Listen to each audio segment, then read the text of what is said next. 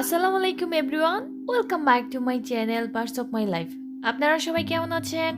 আশা করতেছি যে যেখান থেকে আমার ভিডিও দেখছেন সে সেখানেই তার নিজস্ব অবস্থানে থেকে ইনশাল্লাহ সবাই ভালো আছেন।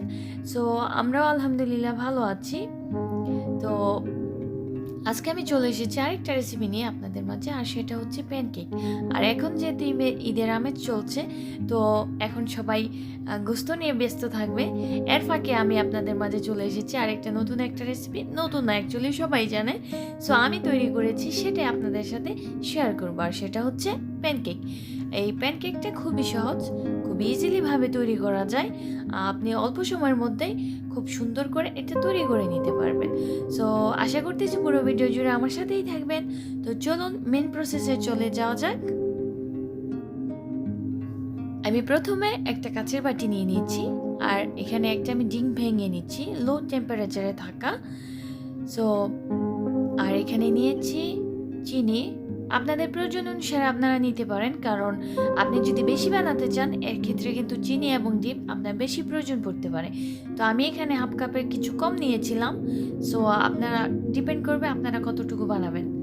তো প্রথমে এটাকে আমি একসাথে মিশিয়ে নিচ্ছি।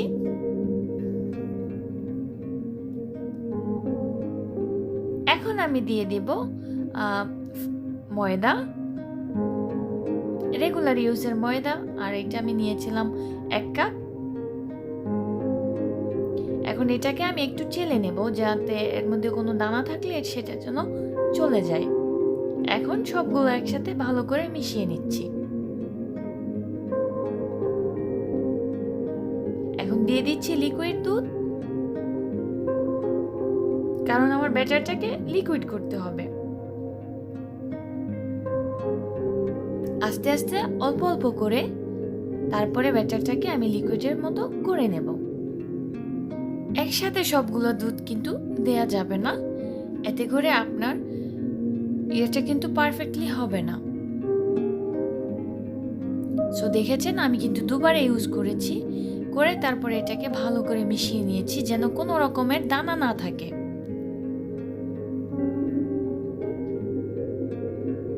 দেখতেই পাচ্ছেন কিরকম আমি করেছি। এখন আমি দিয়ে দিচ্ছি অল্প একটু বেকিং পাউডার এবং অল্প একটু সল্ট, যেন স্বাদটা একটু বাড়ে। লবণের কারণে এটা স্বাদটা একটু বেড়ে যাবে। এখন সবগুলো একসাথে ভালো করে মিশিয়ে নিচ্ছি।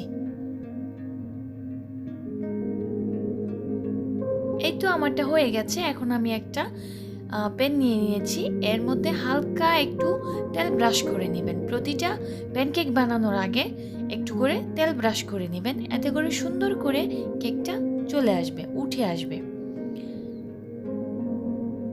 দেখতেই পাচ্ছেন আমি 1 চামচ দিয়ে দিয়েছিলাম।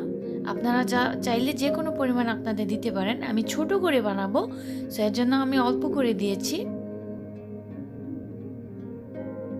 যখন একটু হয়ে যাবে, উপর থেকে পানিটা যখন শুকিয়ে আসবে, তখন এটাকে উল্টে দিতে হবে। দেখতেই পাচ্ছেন নিচের অংশটা কিন্তু খুবই সুন্দর হয়েছে। এই তো একটা একটা করে আমি সবগুলো বানিয়ে নিচ্ছি। আর বরাবরের মতো রিকোয়েস্ট, আমার ভিডিওগুলো যদি আপনাদের ভালো লেগে থাকে তাহলে অবশ্যই কিন্তু আমার চ্যানেলটা সাবস্ক্রাইব করে আমার পাশে থাকবেন। আর যারা আমাকে অলরেডি সাবস্ক্রাইব করেছে তাদের সবাইকে অসংখ্য ধন্যবাদ এবং ভালোবাসা রইল। আর যদি ভিডিওটা ভালো লেগে থাকে একটা লাইক দিতে ভুলবেন না।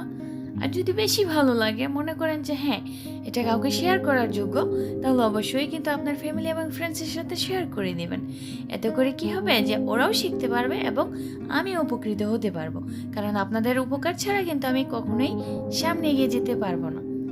দেখতে পেরেছেন আমি কিন্তু সবগুলো একসাথে প্যানকেকগুলো তৈরি করে নিয়েছি।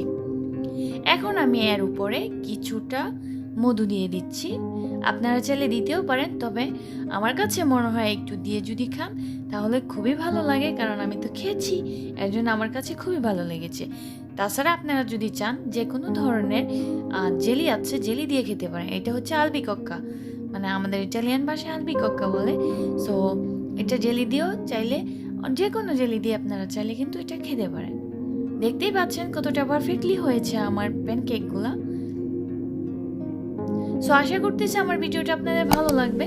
যদি ভালো লেগে থাকে অবশ্যই আমার পাশে থাকবেন। আজকের মতো বিদায় নিতেছি। আল্লাহ হাফেজ। আসসালামু আলাইকুম।